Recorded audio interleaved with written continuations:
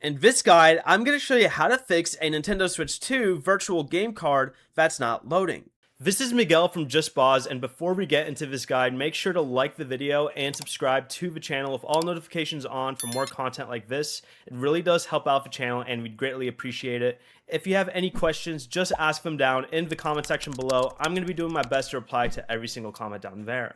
First, from the home menu, select virtual game cards right over here, then select the user who purchased the game. Go ahead and choose the game that isn't loading, and select the option that says load on this system.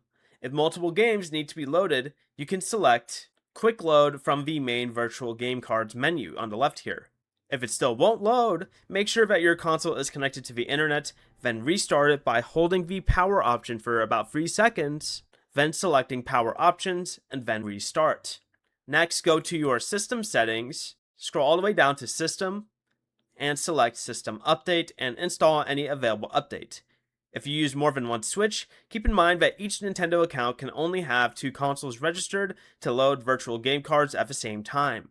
If you've reached that limit, you'll need to unlink one of the other consoles before loading the game on this one. Before you leave, remember to like the video and subscribe to the channel with all notifications on for more content like this. It really does help out the channel and we'd greatly appreciate it. And if you did have any questions, just ask them down in the comment section below. I'm going to be doing my best to reply to every single comment down there. Peace.